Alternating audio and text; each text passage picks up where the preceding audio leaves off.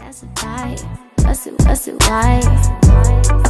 That's the type of shit I like, yeah, that's a vibe. It's a vibe, that's a vibe. Oh, it's a vibe, yeah. It's a vibe, yeah.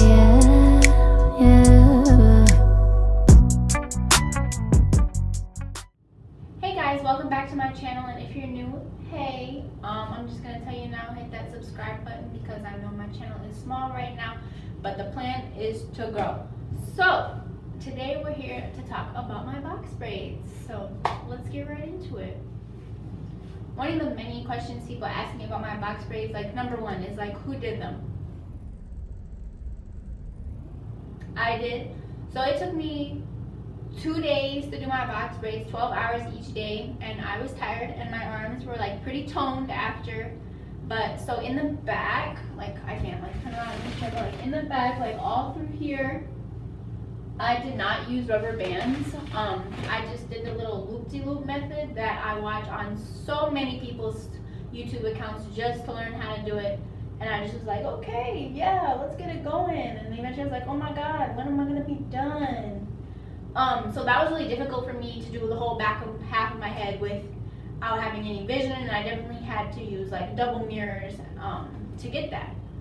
But up front, so like from like all right here, well, this is give or take a few, I used the banding method. So I would take a section of my hair, apply my gel, and then I would rubber band it and take a piece of my Kanekalon hair and braid my hair along with it. Let's see if I can find like a blonde piece, like you can see like all my hair right through there, because eventually I just got tired of the tucking method and I was like, okay, here we go, it's gonna look cool, black and yellow, let's go. And I just got to braiding it, and eventually, like as my natural hair got shorter through the extension, like right about here, I would add in the blonde to my regular hair and make that a third section, and eventually it would taper down.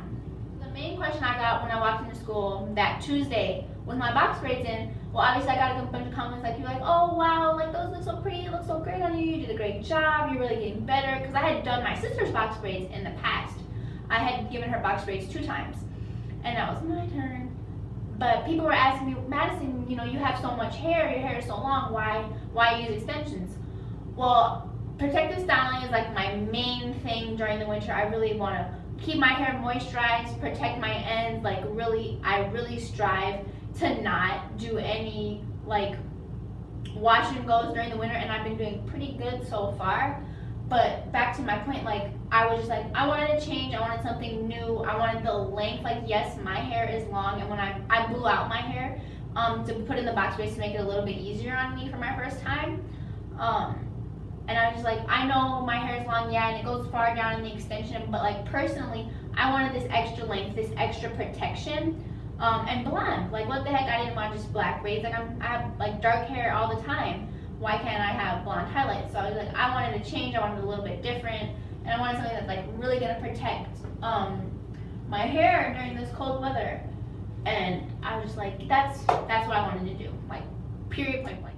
To keep my braids moisturized at night, I spritz it with water and then put some of my oils on there. Like I use Jamaican black castor oil, or like my Shea Moisture Grow Strengthen and Restore serum that they have, and I put that along my scalp.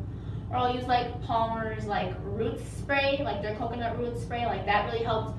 Palmer's coconut root spray came through, like that spray really came through in the beginning when my braids were like tight and they were itching. I was like, oh my God, what do I do? Like this is not comfortable. I was just like wrapped it up at night and went to bed.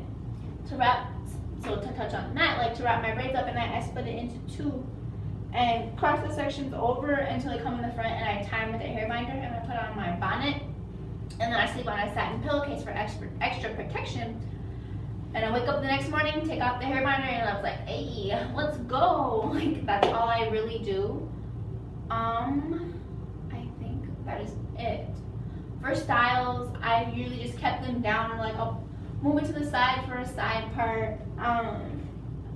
I'll sometimes take it up and put it up like this, but I haven't tried a bun yet. I'm pretty sure like as it starts to get frizzy and a little more like I have more new growth coming out, I'll definitely start putting it up in a bun for track practice. I've just been putting it in a low ponytail because I can't wrap my scrunchies or my hair binders around because it's so big. I'll have to go back to like my little kid like ballies or knockers, whatever you guys want to call them. Like those have the best hold on my box braids, to be honest, and I do not care if I look like a little kid. I need hold on these things so they're not in my face when I'm working out. So another thing that was pretty hard for me was feathering the ends of the Kanekalon hair before I even started braiding. And that was really difficult for me because it was just like really tiring. It's like really energy draining. You're taking 2 fingers just to put the ends of some hair. So that, I mean, like obviously it's worth it in the end if you get like a nicely tapered braid. Like that one's actually not nice at all. But like, whatever. Like you get my point. But I was just like tired and I got lazy towards the end. Like there's 2 braids in my front sections, one on each side that just has a rubber band on the end because I was like, what the heck? These ends are so blunt. I don't want to trim it. I don't even want to deal with it. Rubber band. So then after I finished my whole head, I split my hair up into 2 sections. And then I split those 2 sections obviously into 2 more sections. So I had 4 sections in total. And I had heated up a pot of water. And I dipped my ends. And I thought about, after I dipped my ends, I dried them off with a towel. Obviously, if you're going to do that, be really careful because I almost messed myself up doing that. But after that, I thought about cutting it, and I was like, well, my natural hair, like trimming the ends also, it's not super frizzy, but my natural hair goes down pretty far in the braid, and I'll get to that later. And I was just like, I don't want to take that risk, especially with the black braids. I was just like, I can't risk cutting my own hair. And maybe I wanted to have like a more natural frizzy look, even like the obvious knots are up there, and my hair isn't blonde. But I just like made the natural, the frayed ends, like just the messiness. I like love it. I love the look and the feel it had to it, so I kept it that way. So that brings us to the end of our video. I hope you guys enjoyed like what I had to say about my box braids, even though it wasn't much.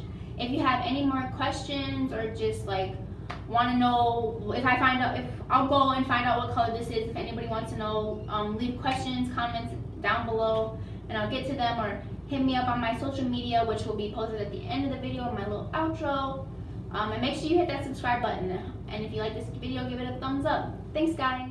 I loved you. You lied to me. Oh my God.